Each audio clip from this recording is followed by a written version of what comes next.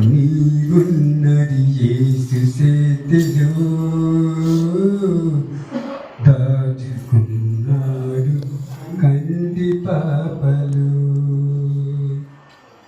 మనమున్నది యేసు చేతిలో దాచుకున్నాడు కంది పాపలు. నీవున్నది యేసు చేతిలో దాచుకున్నాడు కంది పాపలు.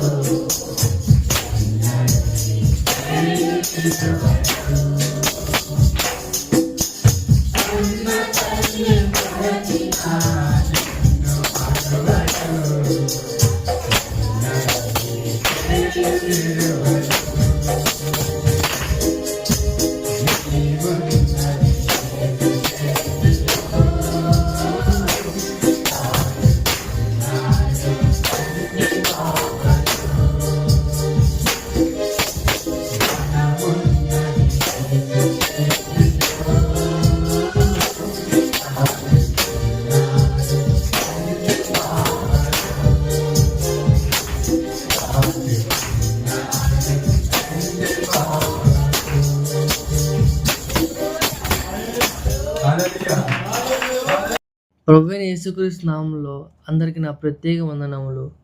కుటుంబ బలిపీఠము వాల్యూమ్ 4 మార్చ్ 16. కీర్తనల గ్రంథము 91వ అధ్యాయము 1-2 వచనములు. మహోన్నతుని చాటున నివసించువాడే సర్వశక్తుని నీడను విశ్రమించువాడు. ఆయనే నాకు ఆశ్రయము, నా కోట, నేను నమ్ముకొను నా దేవుడని నేను యెహోవాను గూర్చి చెప్పుచున్నాను. ఆమేన్. రూపాంతరపరచుటకు దేవుని శక్తి అనేటి వర్తమానంలో 65:9-11. నా చిన్న కథను కొనసాగిద్దాం. ఈ బోధకుడు తాను ఒక వైద్యశాలలో ఉండినని చెప్పాడు. అనేక మంది బాలురు ఆ గుడారంలో పడియుండారని చెప్పాడు. కొందరు అతడు అప్పుడే బయట నుండి వచ్చెను. అతడు బయటకు అక్కడికి వెళ్ళగా ఎవరో ఒక అధికారి అతనితో ఇట్లన్నాడని అతడు చెప్పాడు. చాప్లిన్, బయట అక్కడున్న పొలాలను చూడటానికి మనము బయటకు వెళ్ళవలసి ఉన్నది. వారు ఆ దినములలో చేసినట్లుగా ఈ ఆవ వాయువును మరియు క్లోరిన్ వాయువును అక్కడ వదిలారు. మరియు ఇట్లన్నాడు, సహోదరుడు బ్రహ్నం, నేను అక్కడికి వెళ్ళాను. ఇంకా ఇట్లనెను, చెట్టు మీద బెరడు అయినను లేదు, అక్కడ ఒక గడ్డి మొక్క అయినను లేదు. అదొక ఈస్టరు ఉదయమై ఉన్నది. అక్కడింకా ఇట్లు చెప్పాడు, పాడైపోయిన పాత యుద్ధ ట్యాంకులు కొన్ని అక్కడ ఉన్నాయి. ఆ అధికారి వాటి గురించి వివరణను తెలుసుకొని మరియు వాటిని ఏమైనా చేయబడగలదేమో చూడవలసి ఉన్నాడు. అవి ఆ గొప్ప ఆర్గనీ అడవిలో ఉండెను.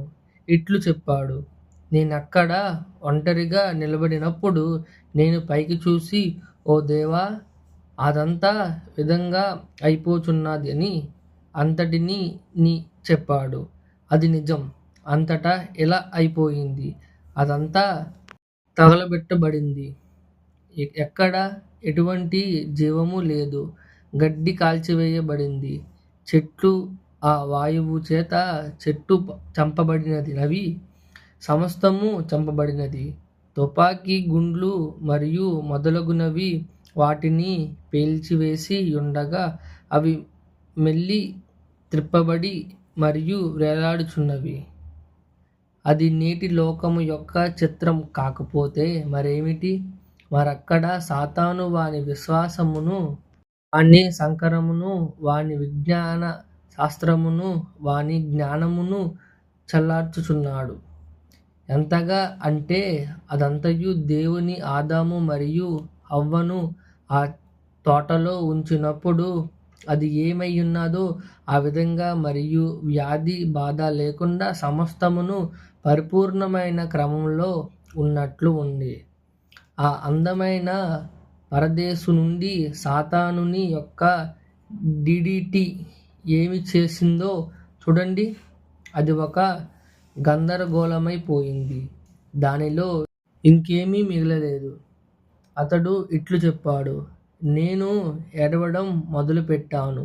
నేను వెనుకకు నడుచుకుంటూ వెళ్ళాను. ఒక బండ నన్ను ఆకర్షించినది.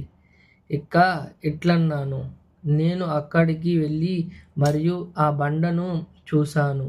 దానిని పక్కకు దొర్లించాను. ఆ బండ క్రింద ఒక చిన్న తెల్లని పువ్వు ఎదుగుతున్నది. సజీవముగా దానిని ఒక బండ ఆశ్రయముగా ఉన్నది. ఆమేన్. దేవా, నా బండ విజ్ఞాన శాస్త్రము మరియు విద్య అనే పేరుతో ఈ విషయాలు అంతటా వ్యాప్తిస్తుండగా, ఓ దేవా, ఈ దినము నాకు ఆశ్రయముగా ఉండుము, మాకు ఆశ్రయముగా ఉండుము. ఓ దేవా, ఆ దినము వరకు నన్ను ఉంచమనేదే నా ప్రార్థనయున్నది. ఆమేన్. ఇప్పుడు మనలో ప్రతి ఒక్కరము క్రీస్తు అనే ఆ బండ క్రింద ఉన్నామని నేను నమ్ముచున్నాను. ఆమేన్. పరలోకమందున్న మా తండ్రి, నీ నామం పరిశుద్ధపరచబడును గాక, నీ రాజ్యం వచ్చును గాక, నీ చిత్తం పరలోకమందు నెరవేరినట్లు భూమి యందును నెరవేరును గాక. మా అనుదిన ఆహారం నేడు మాకు దయచేయండి. మా రుణస్థులను మేము క్షమించిన ప్రకారం మా రుణములను క్షమించుము. మమ్మల్ని శోధనలోకి తేక దుష్టుని నుండి తప్పించుము. ఎందుకనగా రాజ్యము, బలము, మహిమ నిరంతరం నీవై ఉన్నావు. ఆమేన్. యోధుల రాజుకే జై.